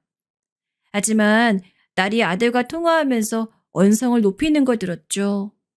아들은 딸에게 모든 걸 말하지 않았어요. 저도 함구해 주었고요. 아들과 며느리는 몇 달 뒤에 이혼을 했습니다. 손주는 며느리가 키우는 것으로 했죠. 아들은 자기 아이를 빼앗길 수 없다고 했으나 전 아이가 엄마와 사는 게 낫다며 며느리의 편을 들어주었네요. 며느리는 그런 저에게 고맙다고 인사하며 휴대폰 너머로 흐느꼈습니다. 양육비는 걱정하지 마라. 그건 내가 내 돈으로 다달이 지급해 줄 테니까 넉넉히 줄 거야. 어머님, 너무 감사합니다. 죄송하고 감사해요. 무슨 말씀을 드려야 할지 모르겠어요. 생활비 걱정하며 살지 않게 내가 그렇게 해줄 테니 대신에 아이만 가끔씩 나한테 보여주면 돼. 네가 편하게 시간 될 때, 그럴 때. 아주 가끔씩 아이 보여주러 오는 거 그것만 좀 해줄 수 있겠니? 네, 당연하죠. 물론이에요. 할 수 있습니다, 어머님. 앞으로 정신 똑바로 차리고 아이와 잘 살겠습니다. 며느리의 울음소리에서 그 가슴에 박힌 응어리가 느껴졌던 것 같아요. 제가 몰랐던 결혼 생활에서 며느리는 제 아들과 늘 힘들었던 거겠죠. 결혼 생활을 이어가면 이어갈수록 며느리 메말라갔던 모양이었습니다. 그런 일을 겪은 이후로 전 제가 가지고 있는 것들을 너무 꽉 쥐고 있지 않기로 했어요. 조금 더 느슨하게 살아보고자 했죠. 어차피 자식들은 제 마음대로 안 되고 저는 천년만년 살기는커녕 100년도 못 채우다 세상을 떠날 테고 그러니 굳이 아등바등거리며 살아봤자 그게 바보 같은 짓이란 생각이 들었네요. 실컷 나이가 들고 나서야 겨우 이 정도의 깨달음을 얻었으니 제 자신이 참 부족한 사람인 것 같아서 이런 생각만 하면 요즘도 그냥 피식 웃음이 나오곤 합니다. 그래도 그럭저럭 잘 살고 있어요. 아들은 이혼 후에 이사도 했고 이직도 했습니다. 그리고 딸의 강력한 권유에 정신과를 다녔는데 알고 보니 아들도 정신적으로 많이 약해져 있었더라고요. 상담받고 약 먹고 그러면 좋아졌어요. 시간이 흐른 지금은 꽤 의젓한 분위기까지 내고 있네요.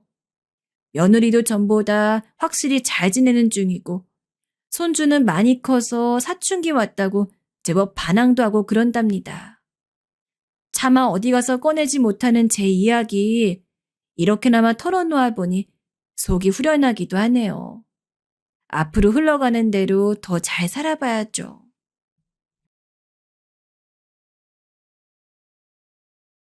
안녕하세요.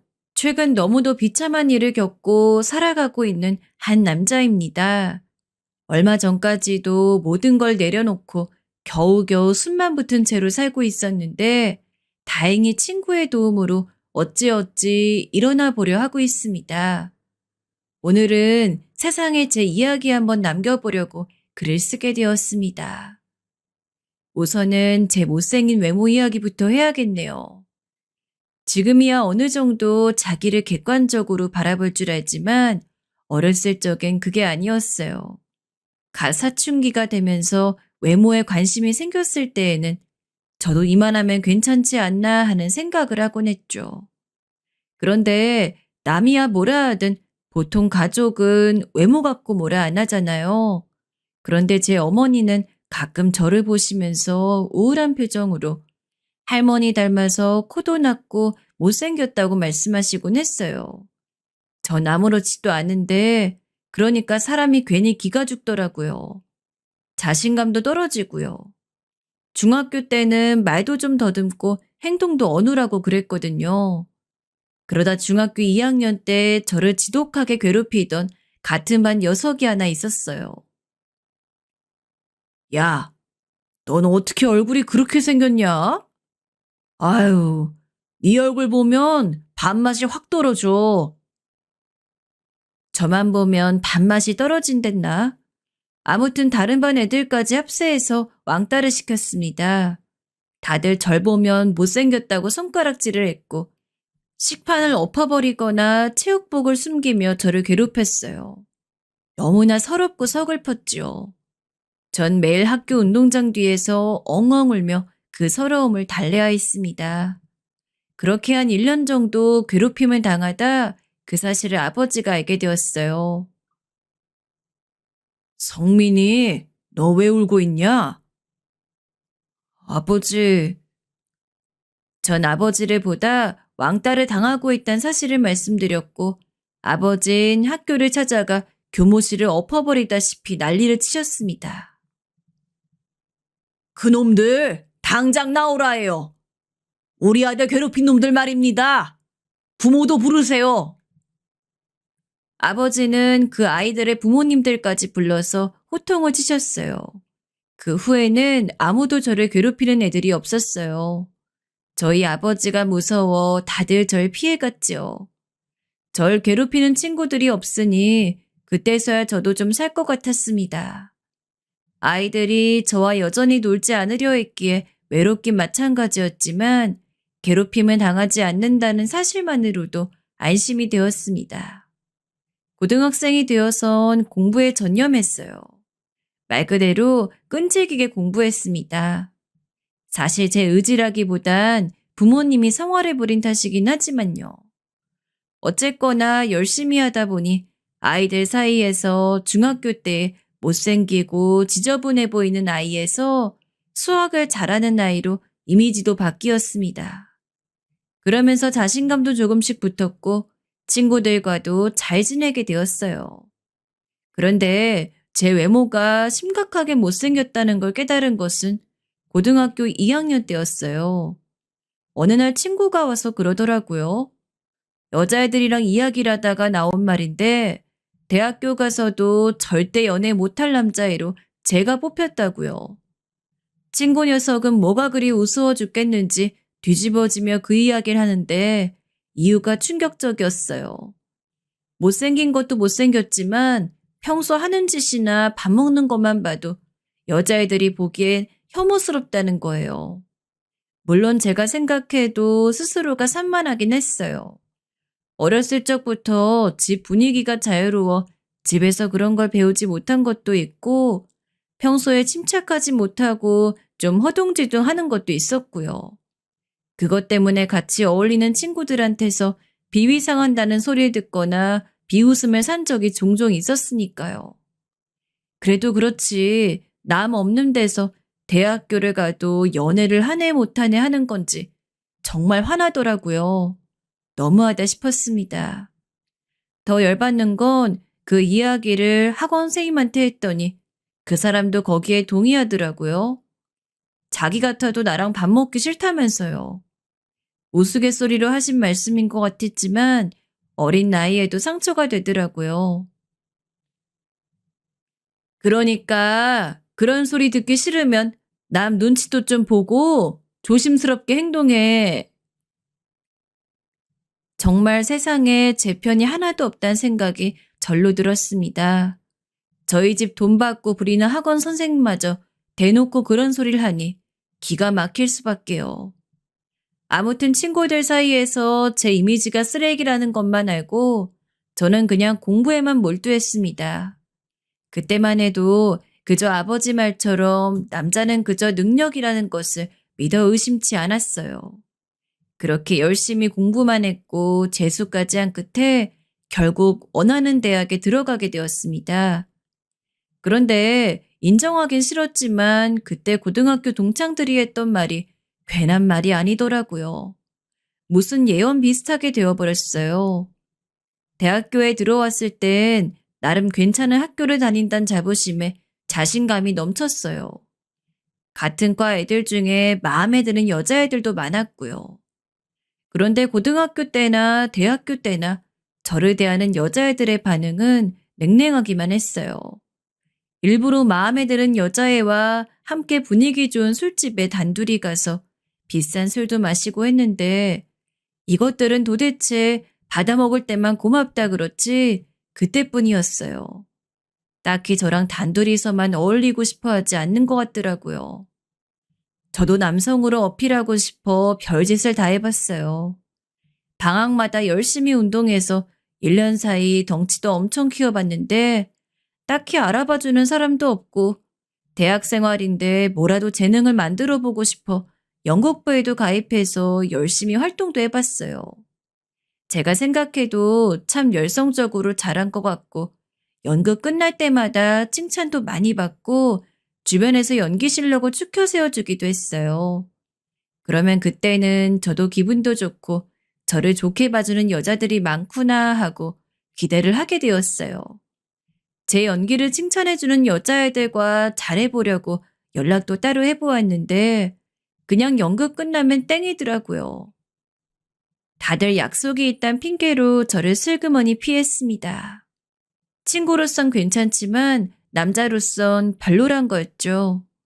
알고 보니 저 때문에 환호하고 기뻐한 게 아니라 작품이 무사히 잘 끝나니까 기뻐한 거였어요. 그 정도 눈치도 없었으니 저도 참 이런저런 우환을 당해도 할 말이 없었어요. 그냥 제가 바보 같았습니다. 진짜 그깟 외모가 뭔가 하고 서글퍼져 술만 마셨지요. 물론 예전엔 여자애들이 했던 이야기처럼 외모만이 문제가 아닐 수도 있지만 제 생각엔 외모 때문인 것 같았어요. 그나마 대학 생활에서 건진 여자애라고는 제 단짝이라고 할 만한 친구가 하나 있었습니다. 저랑 과도 같았고 동아리 활동도 같이 하는 여자애였어요. 이 여자애도 저만큼이나 외모에서 답이 안 나오는 여자애였어요. 자주 어울려서 단둘이 밥도 먹고 서로 우울할 일 있으면 같이 술 먹으면서 위로도 해주고 그런 좋은 친구 사이긴 했는데 가끔씩 걔 얼굴 보고 있으면 여자애들이 날 보는 심정이 이런 건가 하는 탄식이 저절로 흘러나오곤 했어요. 성민아, 우린 왜 연애를 못할까? 그러게 말이다. 연애해보고 싶은데 남들은 다 연애한다는데 말이야. 우리만 못하고 이러고 있네. 그러다 보니 대학 생활 내내 서로 만나서 술 마시며 서로 하는 이야기가 늘 연애 한번 해보고 싶단 이야기였어요. 그러다가 취해서 돌아오는 길엔 서로 야, 너 정도면 괜찮아. 멋져. 그래. 너도 성격 좋고 너 같은 여자가 최고다. 하면서 술주정들을 하곤 했지만 사실 저도 그렇고 걔도 그렇고 서로가 알고 있었을 거예요. 그냥 서로 위안 삼아 하는 말이라는 걸요. 그래서 그런지 술을 먹고 그런 이야기를 하면 더 슬퍼지곤 했습니다. 사실 여자애는 외모만 빼면 나름 성격도 괜찮고 다른 사람한테도 잘 맞춰주는 유쾌한 성격이라 가끔씩 걔랑 연애라도 해볼까 생각한 적도 몇 번 있었어요. 그런데 도저히 안 되겠더라고요. 지금 생각해보면 왜 그런 생각을 했는지 모르지만 둘이 좋아서 붙어 다니면 그것만큼 비참한 게 없을 것 같았어요. 그나마 걔는 여자라서 좀 통통하고 안 생겨도 그 나름에 맞게 달라붙는 남자들이 종종 있었는데 저는 그런 것도 없었습니다. 아무튼 그것도 신입생 때나 이야기지. 군대 갔다 오고 나니 어느 정도 연애에 대해서 무덤덤해지더라고요. 열심히 공부해서 취업하기도 바빴고 목표가 생기니 열등감을 느낄 새도 없었어요. 그저 취업 준비를 위해 달려갈 뿐이었습니다. 한 몇 년을 최선을 다해 노력한 끝에 전 보란듯이 대기업 연구직으로 들어갈 수 있었습니다. 동기들 중에서도 제가 제일 잘 풀린 케이스였어요. 동기들은 부럽다며 제게 한턱 쏘라 했고 저도 그때만큼은 성취감이라는 걸 강하게 느꼈습니다. 첫 직장 생활은 힘들긴 했지만 그것도 몇 년 하다 보니 버티만 했어요. 그리고 여유가 생기고 돈이 쌓이자 성형수술을 생각해보기도 했어요. 그간의 콤플렉스를 뜯어낼 방법은 성형수술밖에 없으니까요. 제 친구가 술을 마시다가 먼저 권했습니다. 성민아, 너 계속 외모 고민 많았잖아. 내 친구가 강남에 성형외과 오픈했다는데 한번 가볼래? 뭐? 아이, 성형? 야, 그 무서운 걸 어떻게 하냐? 처음엔 무슨 말이냐며 놀란 얼굴로 거절했지만 집에 와서도 친구의 권유가 자꾸 생각이 났어요. 솔직히 성형수술은 부작용도 두렵고 수술 받는 것 자체도 무서워서 절대 하지 말자고 다짐했는데 막상 들으니까 고민이 되더라고요. 저 얼굴 어디를 하면 좋아질까요? 일단 환자분 같은 경우는 코를 높이셔야 하고요. 턱도 깎으셔야 돼요. 눈도 너무 작아서 찝으시면 훨씬 인상이 좋아 보이실 것 같은데. 네? 눈, 코를 다요? 아니, 턱까지요? 요즘엔 그렇게들 많이 하세요. 결국 견적이라도 한번 받아보자는 마음으로 성형외과에 갔습니다. 나름대로 용기를 가지고 간 거였는데 글쎄 하는 말이 저보고 얼굴을 뒤집어 엎으라는 말이었습니다. 들어보니 비용도 만만치 않았고 집에 와서 사진들을 보니 정말 끔찍했어요. 아무리 제가 얼굴을 바꾸고 싶다고 해도 그걸 도저히 견뎌낼 자신이 없겠더라고요. 그날 저 그냥 안 할게요 하고 자리를 박차고 나와버렸습니다. 걱정 마 짜식아. 네 연봉도 좋고 집도 괜찮잖아. 분명 인연 있는 여자가 나타날 거다. 기죽지 마. 제게 성형을 권유했던 친구는 저를 이런 말로 위로해 주었지만 그닥 위로가 되진 않았습니다. 하지만 문제는 부모님이었어요. 이제 나이도 차고 하니 집에선 슬슬 제 결혼 준비를 하기 시작했어요. 성민아, 이제 결혼 준비해야지. 엄마가 이번에 받아놓은 선자리 있으니까 나가봐. 여자애가 참하게 생겼더라.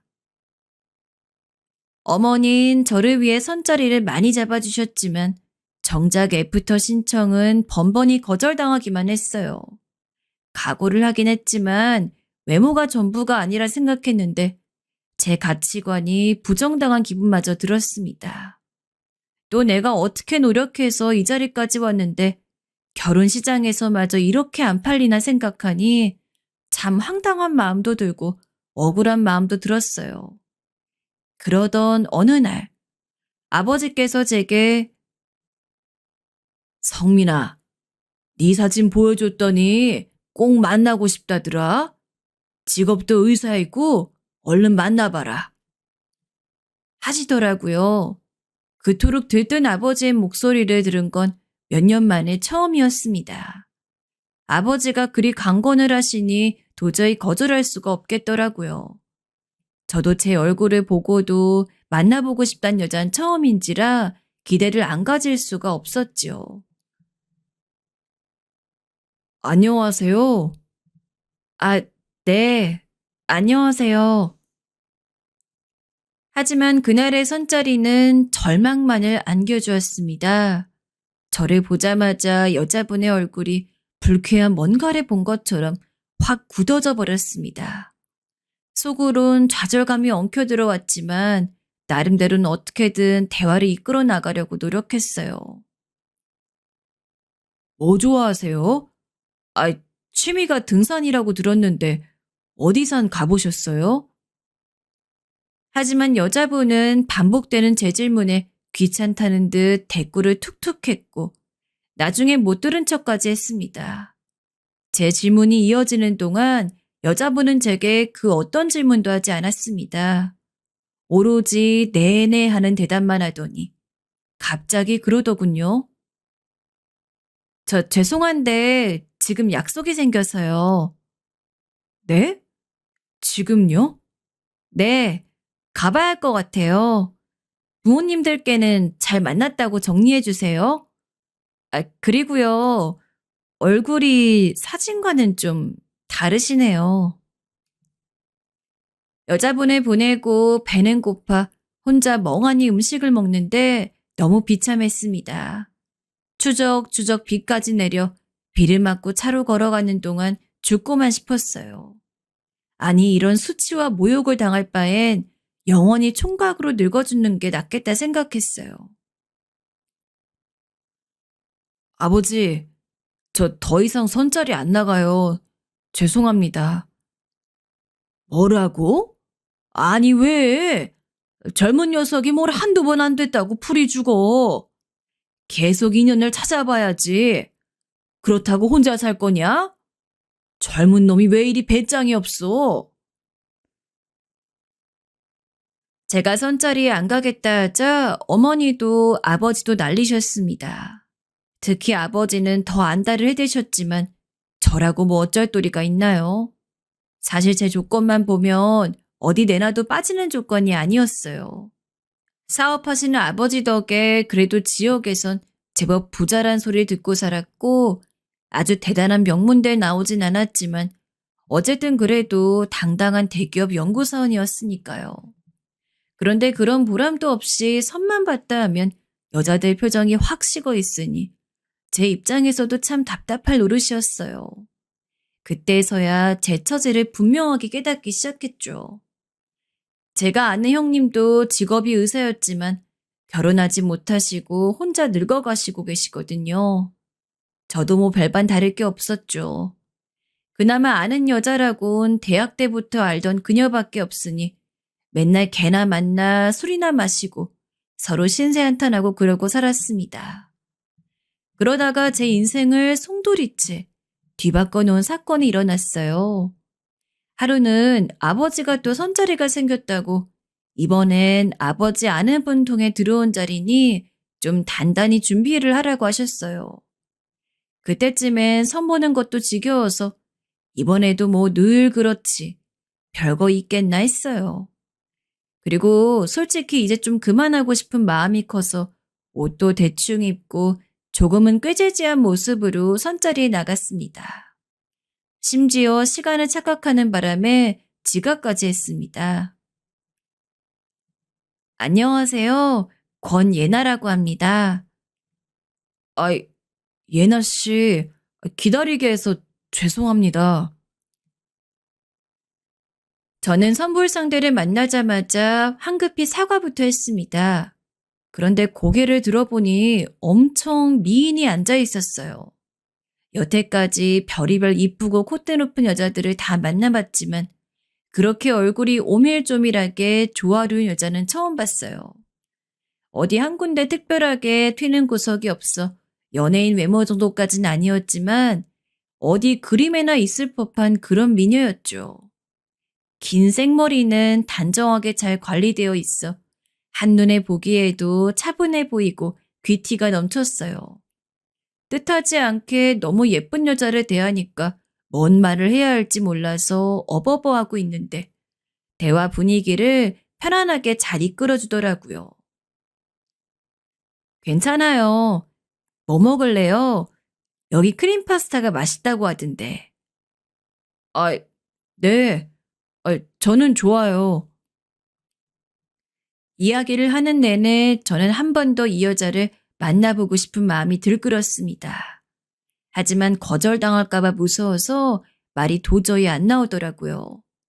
겨우 마지막에서야 기어 들어가는 목소리로 데이트를 요청했습니다. 저 혹시 다음 주에 영화 보실래요? 좋아요.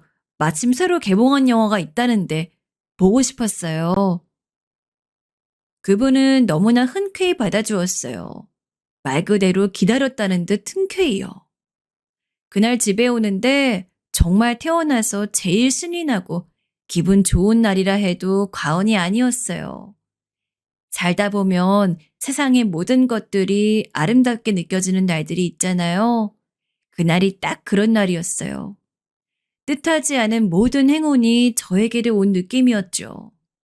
그리고 데이트도 몇 번 하지 않았는데 마치 무슨 약속이나 되어 있던 것처럼 자연스럽게 결혼 이야기가 나오고 일이 차곡차곡 진행되기 시작했어요. 마치 모든 게 운명 같았습니다.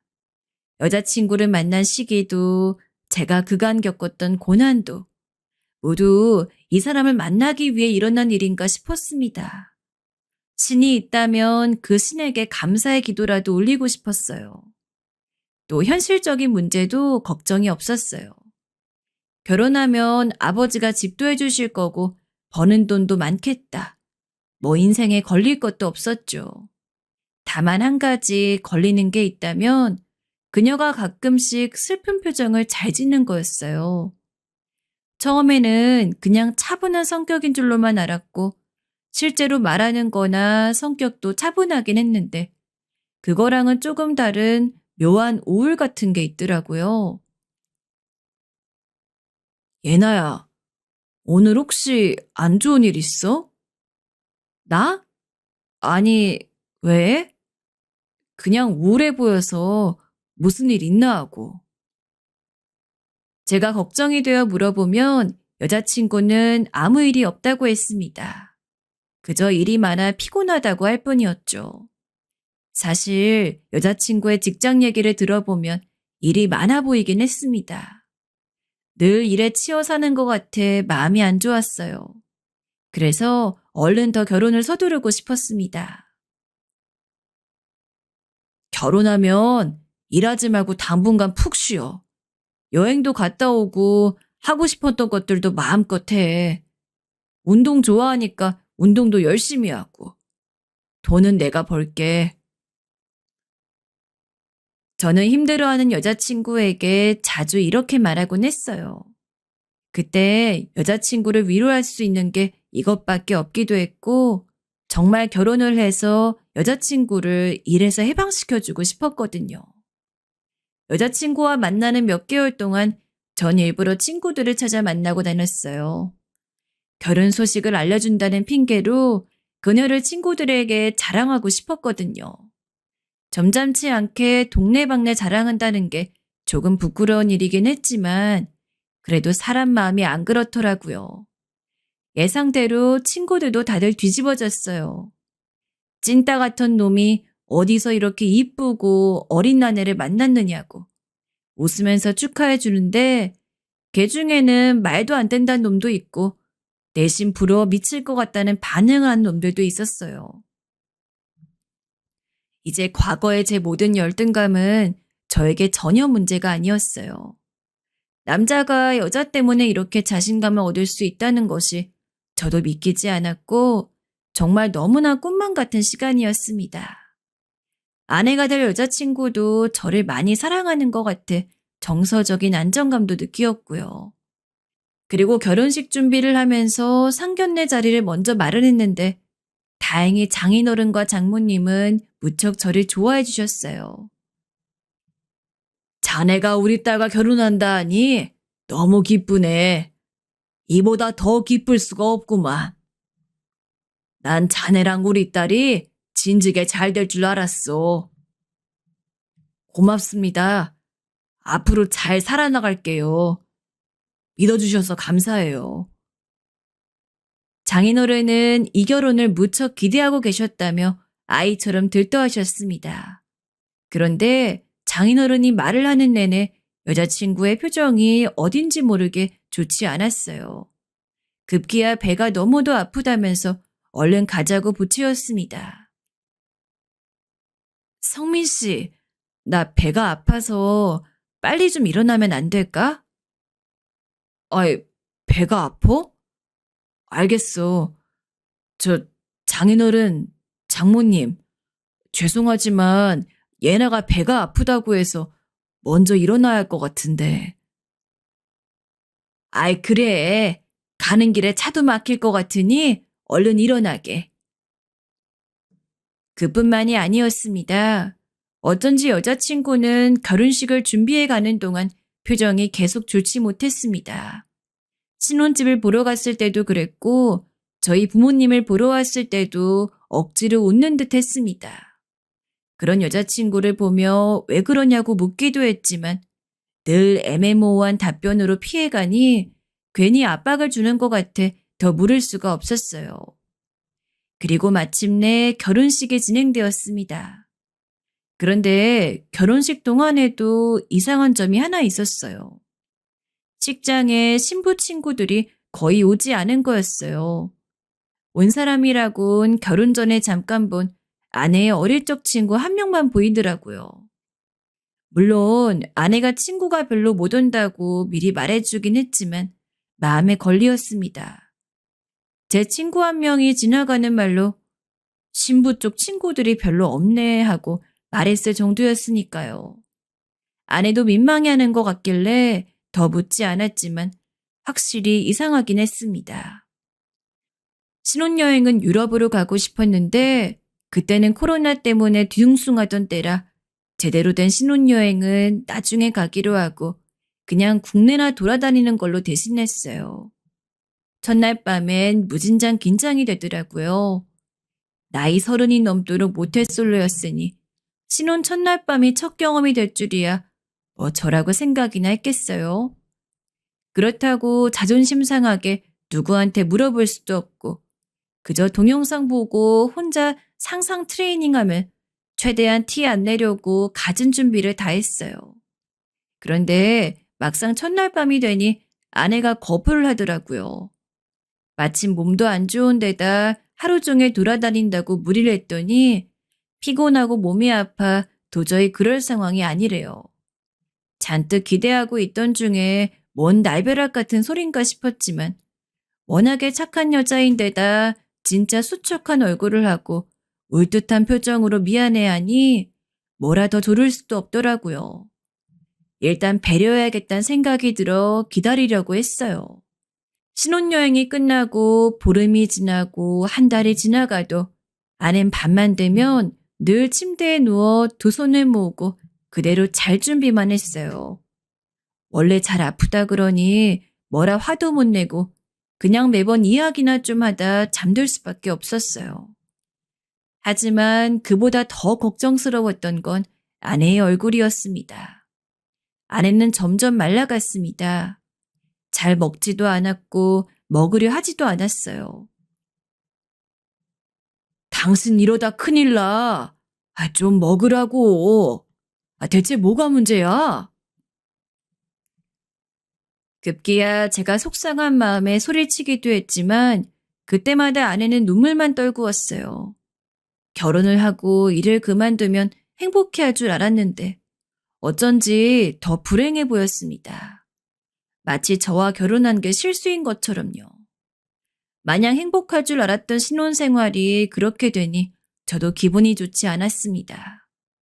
이러다 이혼하자는 말이 아내의 입 밖으로 나올까 두렵기도 했어요. 두려움이 계속되다 보니 가슴이 늘 무언가로 꽉 막힌 것 같았고 이 사태를 어떻게 해야 좋을지 몰라 전전긍긍했어요. 친구들에게 조언을 구하기도 했고 그 조언대로 아내가 좋아하는 꽃을 사다 주거나 맛있는 걸 사줘도 아내 행복해하지 않았습니다. 그저 힘없이 늘 침대에 누워있을 뿐이었죠. 정신과에 데려가 보려 해도 아낸 가지 않겠다고 단언했어요. 나를 지금 정신병자 취급하라는 거예요? 괜찮다니까. 제 얼굴에 대고 고함까지 지르니 뭘 할 수가 없었습니다. 그러던 어느 날 아내가 밝은 얼굴로 제게 묻더군요. 오늘 뭐 먹고 싶어요? 아내가 그토록 밝은 얼굴인 건 신혼생활 만에 처음이었습니다. 얼굴에 도는 생기를 보니 내심 너무 놀랐어요. 좋은 일 있어? 얼굴이 좋아 보이는데. 그냥 당신 먹고 싶은 거 해주고 싶어서 스테이크 구워줄까? 당신 그거 좋아하잖아. 나야 좋지. 그럼 오늘 일찍 퇴근할게. 알겠어요. 저를 위해 스테이크를 구워준다는 아내의 말에 눈물이 날 것처럼 좋았습니다. 드디어 아내의 우울증이 낫고 이제 좀 사나 싶어서 숨통이 트였어요. 두려움이 거치고 이제 행복해지려나 싶었습니다. 하지만 신혼 2달도 안 돼 결국 일이 터지고 말았습니다. 여태 착하고 성실하게 잘 살았다 생각했는데 왜 저에게 그런 말도 안 되는 일이 벌어졌는지 그저 제 인생이 저주받았다고 생각할 수밖에 없었어요. 지금 생각해도 글을 쓰려 하니 손이 떨립니다. 그날은 제게 스테이크를 구워주겠다고 한 날이었습니다. 아낸 제게 스테이크를 구워놓았다 문자를 보냈고 전 그에 얼른 집에 가겠다고 답장을 했어요. 고마워요. 그런데 아내의 답장은 좀 이상했어요. 집에 가겠단 말에 무엇이 고마운 거지 싶었지만 얼른 아내를 보기 위해 집으로 향했지요. 집에 가는 길엔 아내에게 주고 싶어 장미꽃까지 사갔습니다. 허나 집에 들어왔는데 아내가 없었어요. 정갈하게 차려져 있는 밥상만이 저를 맞이할 뿐이었습니다. 말도 없이 어디를 나갔나 했는데 집안이 이상하게 고요한 거였습니다. 섬뜩할 정도로요. 느낌이 이상했어요. 알 수 없는 불안감에 집안 곳곳을 둘러보다 화장실 문을 연 순간 아내를 발견했어요. 아내는 글로 표현할 수도 없을 정도로 처참한 모습으로 싸늘히 식어 있었습니다. 그 순간 전 너무나 큰 충격에 주저앉아 소리만 질러댔어요. 그때는 아내를 잃은 슬픔보다 공포심이 더 커서 자리에서 일어나지도 못하고 네 발로 기어 겨우 거실로 나와 소리만 지르다 떨리는 손으로 119에 신고를 했습니다. 급하게 병원으로 옮겼지만 이미 아내는 세상을 떠난 지 오래된 몸이었습니다. 전 아무것도 못하고 병원에 앉아 부모님이 달려오시기까지 그저 떨고만 있었습니다. 비록 1년도 채 못 되는 짧은 시간이었지만 아내는 제가 평생 처음으로 제 모든 걸 걸고 사랑했던 사람이었어요. 그런데 아직 아내에 대해 제대로 아는 것도 많지 않은 신혼 몇 개월 만에 저 세상 사람이 되어버렸으니 그때의 제 심정은 이루 말로 다할 수가 없을 정도였죠. 참 별의별 생각과 감정이 다 들었습니다. 슬픔, 충격, 공포에 심지어 이런 상황이 되면 남편이 먼저 용의자가 되더라는 말도 안 되는 불안감마저 들었어요. 그렇게 제가 정신이 나가 있는 사이 서둘러 아내의 빈소가 마련되었습니다. 장례식 내내 손님을 맞이하는데 정말 피눈물이 난다는 게 어떤 심정인지를 알겠더군요. 한편으론 지금 내가 당한 일이 대체 어찌된 영문인가 하는 혼란도 생기고 진짜 뭐라 말로 할 수 없는 복잡한 심경이었습니다. 친척들과 친구들의 위로도 귀에 들어오지 않았죠.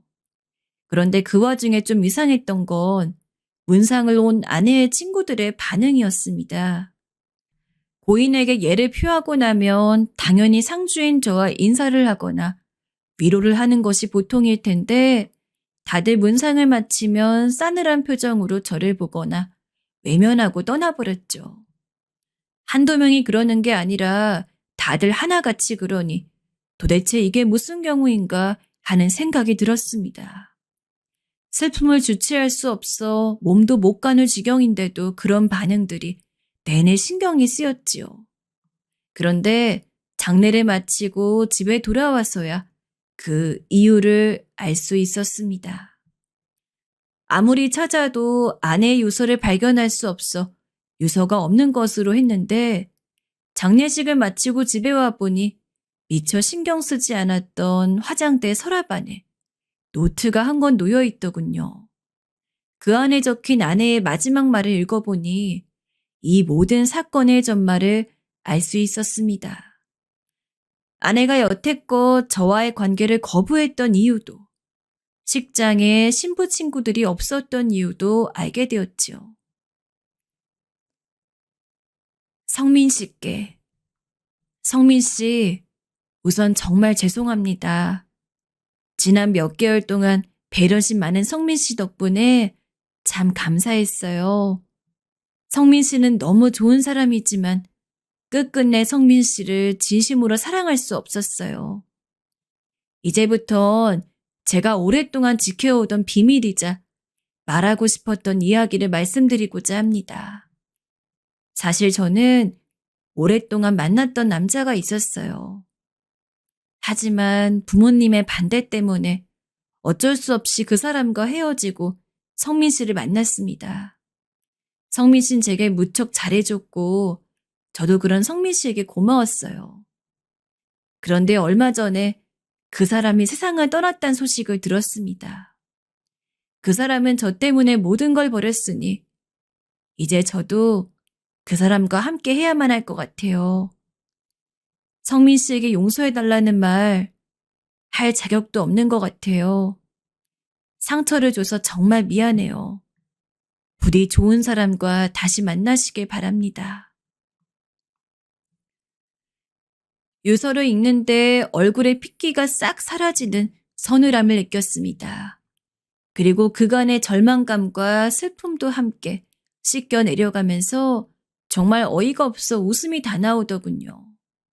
너무나 화가 나서 그 길로 장인에게 전화해서 왜 여태 날 속였냐며 유서의 내용을 따지고 들었습니다. 장인이란 작자는 뭐라 할 말이 없었는지 그저 미안하다는 말만 반복하더군요. 이런 인간에게 사과를 받아봤자 분이 풀리질 않아서 당장에 고소라도 하고 싶었지만 누구를 상대로 어떻게 고소해야 할지를 생각하니 기가 막히고 힘만 빠지었어요. 일단 더 정확한 이야기를 알아야겠다는 생각이 들어 결혼 전에 만났던 아내의 친구에게 전화를 걸었습니다. 약속 장소에 나온 그 친구는 한참을 커피잔만 매만지더니 내키지 않는 목소리로 입을 열기 시작했어요. 죽은 아내와 그 남자친구는 대학교 때부터 사귀던 연인 사이였다고 합니다. 저랑 결혼하기 전까지 7년 정도 만나던 사이였고 결혼을 전제로 사귀던 사이였다고 하는군요. 그런데 남자가 회계사 시험을 준비하는 사람이었는데 매번 시험에 떨어지니 장인도 두고 보기 불안해서 당장 헤어지라고 닥달을 했다고 하더군요. 그러다가 이제 우리 집안과 어떻게 연줄이 닿고 나니 경제적으로 여유 있는 사람과 결혼하는 게 훨씬 낫지. 왜 가난한 남자를 붙들고 정을 못 대냐. 시험에 합격한들 지금부터 벌어서 어느 세월에 안정적으로 사냐며 죽은 아내를 압박했다고 하는군요. 예나가 정말 많이 힘들어했어요. 부모님이 예나를 못 살게 구셨거든요. 성민 씨랑 결혼하지 않으면 자식이 아니라고 하면서요. 예나도 성민 씨가 착한 사람이고 어떻게든 부모 말은 따라야겠다 싶어서 결혼을 하겠다 했고요. 이게 당시 예나랑 저랑 주고받았던 문자예요. 나 너무 힘들어. 예나야, 도망이라도 가. 원하지 않는 결혼하지 마. 할 필요 없어. 엄마 말을 어떻게 거역해. 결혼하는 게 나아. 성민 씨 좋은 사람이야. 좋은 사람이라고 다 결혼해? 너가 그 사람을 사랑해야지. 아니야. 결혼할래. 이게 최선이야. 아무리 생각해도 이게 최선이야. 예나야. 근데 너무 힘들다. 성민 씨한테도 너무 미안하고.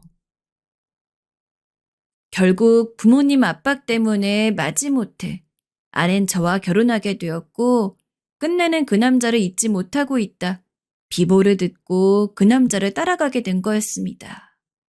심지어 아내가 사랑했던 그 남자가 세상을 등진 이유도 아내가 다른 남자와 즉 저와 결혼해서였습니다.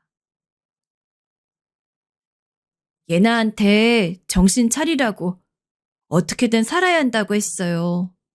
근데 견딜 수 없었던 것 같아요. 자기 때문에 꼭 죽은 것 같다고 밤마다 너무 힘들어했어요. 저는 아내의 지난 과거 이야기를 듣고 나니 더 마음이 착잡해졌어요. 도대체 30도 안 낸 놈이 뭐 그렇게 비극이라고.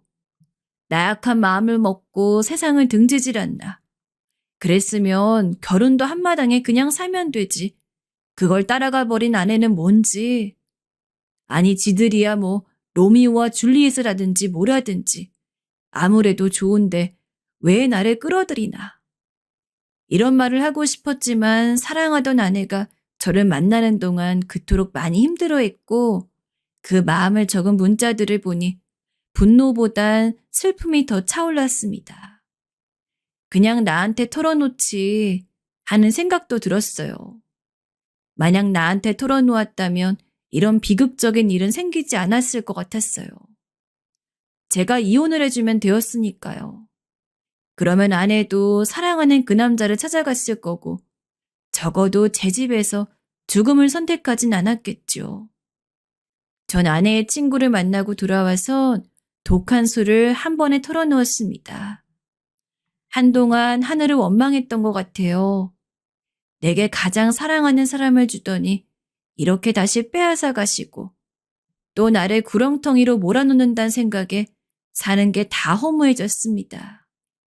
뭐래도 가슴 한가운데가 뻥 뚫린 것 같았고 가끔은 알 수 없는 분노로 잠을 잘 수가 없었습니다. 저 약이 필요합니다, 선생님. 결국은 그렇게 한동안 온갖 감정이 휩싸여 살다 정신과를 찾아갔고 약이 있어야 생활을 할 수 있는 지경이 되었어요.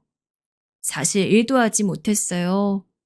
잘 다니던 회사도 그만두고 그저 침대에 하루 종일 누워있거나 공원 벤치에 앉아 할 일 없이 하늘만 바라보았습니다. 그렇게라도 사는 게 다행이라 생각했는지 저희 부모님은 그런 저를 보며 서럽게 울기만 하셨지요. 그렇게 답답한 마음을 하소연할 때도 없고 혼자 끙끙 앓고 있던 어느 날 얼마 전에 제 유일한 절친에게서 전화가 왔어요. 성민아, 나 좀 만날래? 아무래도 친구는 다른 사람에게서 제 이야기를 들은 것 같았습니다. 조심스레 만나자고 한 그 친구는 저에게 술을 마시자고 했고 나갈까 말까 고민하다 친구를 보러 오랜만에 외출을 했습니다.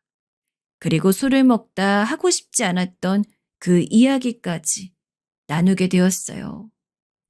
마음을 헤아려준 친구는 제 손을 말없이 꼭 잡아주었어요.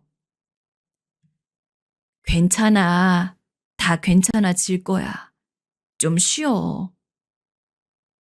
그 후에도 친구는 제가 혹시라도 잘못된 선택을 할까봐 안부 전화를 걸어주었고 집에까지 찾아와 밥을 챙겨주었어요. 그녀가 차려주는 따스한 밥을 먹으며 전 처음으로 아내의 빈자리를 채워주는 것 같은 온기를 느끼었어요. 고맙다, 정이야. 고맙긴 뭘. 네가 기운 차려야 나도 기운 난다. 이거 밥 다 먹어. 다 먹기 전까진 안 갈 거야. 친구는 말을 많이 하지 않지만 눈빛으로 행동으로 저를 염려해 주었고 그런 친구 덕분에 조금씩 기운을 내었습니다. 지금은 이 모든 일이 신기루 같고 꿈만 같기도 해요. 어쩔 땐 아내가 다시 살아 돌아올 것 같아 아내의 빈자리를 더듬기도 합니다. 하지만 이젠 정신 차리려 합니다. 어쩌면 이젠 그 친구에게 제가 기대고 싶은 건지도 모르겠어요. 너무 힘들고 지친 나머지 지금은 누구에게라도 기대어 짐을 좀 내려놓고 싶습니다. 처음으로 사랑했던 여자에게 당한 배신감, 그리움, 사랑 등 많은 감정이 저를 짓누르고 힘들게 하긴 하지만 친구의 격려로 다시 한번 잘 살아봐야겠다는 생각이 듭니다. 다진 만큼 잘 되지 않을 수 있지만 그래도 용기를 내어보려 해요. 얼마 전엔 부모님이 절 보러 왔다 가셨습니다. 저희 어머니께서 김치를 제 앞에 내려놓으시며 이런 말씀을 하시더군요. 살아주어서 고맙다고요. 어머니의 그 말을 듣는데 괜히 제가 다 눈물이 났습니다. 사랑하는 아들이 괜히 늙은 부모님의 속만 썩이고 배만 끼치는 것 같아 죄송스러운 마음이 들었네요. 제 이야기를 들으신 여러분도 부디 제 앞길을 응원해 주셨으면 합니다. 답답한 마음을 풀어내고자 서두 없이 작성한 글인데 끝까지 들어주신 분들께 진심으로 감사드립니다.